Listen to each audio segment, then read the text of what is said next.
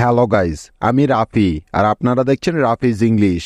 ইংরেজি রিডিং শেখার আরও একটি নতুন ক্লাসে আপনাদের সবাইকে সাদর আমন্ত্রণ। আজকে আমরা এমন কিছু গুরুত্বপূর্ণ শব্দের বানান এবং উচ্চারণ শিখব যা আমাদের প্রতিদিন কাজে লাগে, যা আমাদেরকে সবসময় ব্যবহার করতে হয়। এই শব্দগুলো কিন্তু খুবই কমন, কিন্তু আমরা এদের সঠিক বানানের কৌশল জানি না বলে এদের উচ্চারণ আমাদের ভুল হয়। আজকে আমি আপনাদের খুব সহজ নিয়মে এই শব্দগুলোর বানান এবং উচ্চারণ শিখিয়ে দিব, তাহলে আর কোনো দিন ভুল হবে না। তাহলে চলো শুরু করা যাক। আমাদের আজকের প্রথম শব্দ কপি। এই শব্দটি আমরা হরহামেশাই শুনি এবং নিজেরাও বলে থাকি, কিন্তু তুমি কি তার সঠিক বানানটা জানো? তো দেখো, এই শব্দটির প্রথমেই পাচ্ছি ক। তোমরা কি বলতে পারবে যে ইংরেজি শব্দের বানানে ক বর্ণটির জন্য কোন ইংরেজি বর্ণটা বসে থাকে? হ্যাঁ, একদম ঠিক। ক এর জন্য ইংরেজি বানানে সি বর্ণটা বসে থাকে, তাই ক এর পরিবর্তে নিয়ে নিলাম সি। এবার এই জায়গাটা একটু ভালো করে বোঝার চেষ্টা করো। লক্ষ্য করো, এই শব্দে ক বর্ণটা কিন্তু সম্পূর্ণভাবে উচ্চারণ হচ্ছে।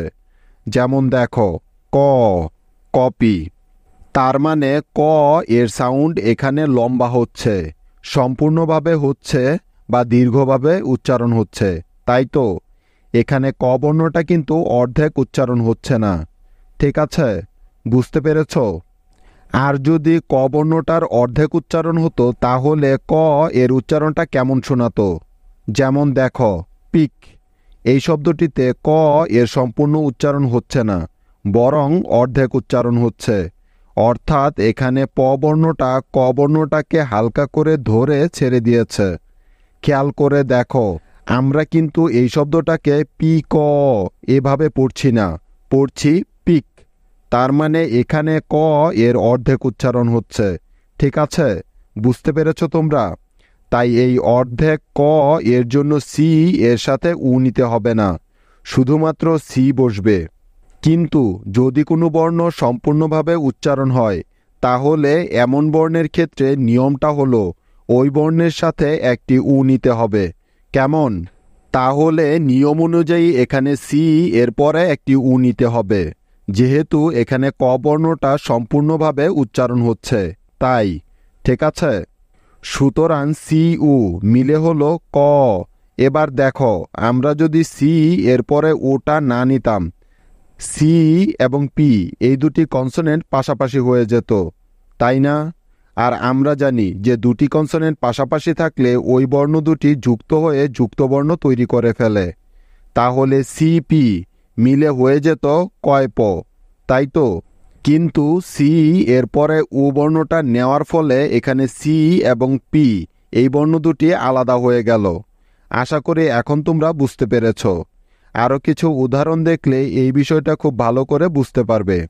তো দেখো, সি উ মিলে হয়ে গেল ক, তারপরে প আছে, সেজন্য নিয়ে নিলাম পি, এবং সবার শেষে আছে ইকার, যার জন্য নিতে হবে অবশ্যই ওয়াই, কারণ শেষে ইকার থাকলে তার জন্য সবসময় ওয়াই বসে, এটা তো আমরা সবাই জানি।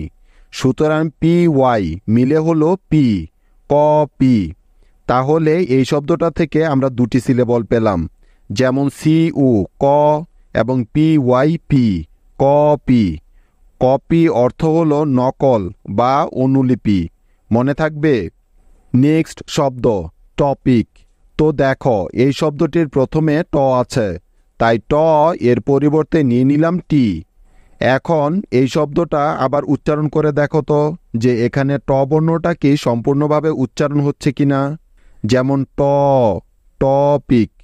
হ্যাঁ, এখানে ট এর সম্পূর্ণ উচ্চারণ হচ্ছে, তাই এখানে ট এর সাথে একটি উ নিতে হবে, তাহলেই ট এর সম্পূর্ণ উচ্চারণ হবে।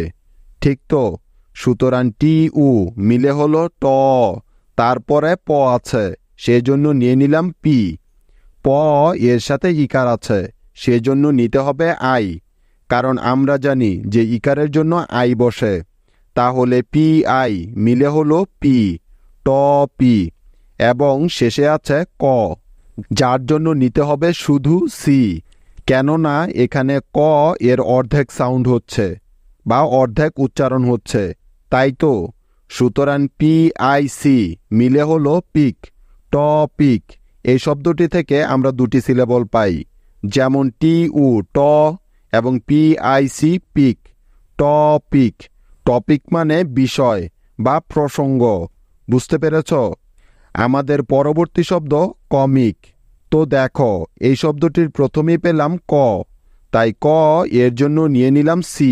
এবার খেয়াল করে দেখো তো, প্রথম ক বর্ণটা কি সম্পূর্ণভাবে উচ্চারণ হচ্ছে না এখানে? হ্যাঁ, একদম ঠিক। যেমন দেখো, ক, কমিক, সেজন্য সি এর সাথে একটি উ নিতে হবে ক বর্ণটার সম্পূর্ণ সাউন্ড পাওয়ার জন্য। তাহলে সি উ মিলে হয়ে গেল ক, তারপরে ম আছে, তাই নিলাম এম। ম এর সাথে ইকার আছে, যার জন্য নিয়ে নিব আই। সুতরাং এম আই মিলে হলো মি, ক মি, এবং শেষে আছে ক, সেজন্য নিতে হবে সি, কারণ এখানে সিটা সম্পূর্ণ উচ্চারণ হচ্ছে না, তাই তো? তাহলে এম আই সি মিলে হলো মিক, ক মিক। এই শব্দটি থেকে আমরা দুটি সিলেবল পাচ্ছি, যেমন সি উ ক এবং M I C mic, comic. Comic অর্থ হলো হাস্যকর বা মজার। মনে থাকবে তো? নেক্সট শব্দ লজিক। তো দেখো, এই শব্দটির প্রথমেই আছে ল, তাই ল এর পরিবর্তে নিয়ে নিব এল। লক্ষ্য করে দেখো যে এখানে ল বর্ণটা কিন্তু সম্পূর্ণভাবে উচ্চারণ হচ্ছে, তাই না? যেমন দেখো, ল, লজিক, তাই তো? তার মানে অবশ্যই এখানে ল এর সাথে একটি উ নিতে হবে। সুতরাং এল উ মিলে হলো ল, তারপরে জ আছে, সেজন্য নিলাম জি। জ এর সাথে ইকার আছে, তাই নিলাম আই। কারণ আমরা জানি যে জি এর পরে আই থাকলে জি এর উচ্চারণ জ এর মতো হয়। তাহলে জি আই মিলে হয়ে যাবে জি, ল জি, এবং শেষে বাকি আছে ক, যার জন্য নিতে হবে শুধু সি, কারণ এখানে ক এর সম্পূর্ণ উচ্চারণ হচ্ছে না, তাই। সুতরাং জি আই সি মিলে হলো জিক, লজিক। এই শব্দটার মধ্যে দুটি সিলেবল আছে, যেমন এল উ ল এবং জি আই সি জিক, লজিক। লজিক মানে যুক্তি, তর্ক বা ন্যায়শাস্ত্র। নেক্সট শব্দ সনিক। তো দেখো, এই শব্দটি থেকে আমরা প্রথমে পেলাম দন্ত স, তাই দন্ত স এর পরিবর্তে নিয়ে নিব এস। এবার একটু লক্ষ্য করো তো, দন্ত স বর্ণটা কি এখানে সম্পূর্ণভাবে উচ্চারণ হচ্ছে না? হ্যাঁ, সম্পূর্ণভাবে উচ্চারণ হচ্ছে। যেমন দেখো, স, সনিক, তাই তো?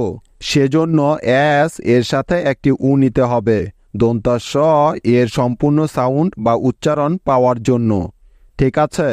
সুতরাং এস উ মিলে হলো স, তারপরে আছে ন, যার জন্য নিয়ে নিলাম এন।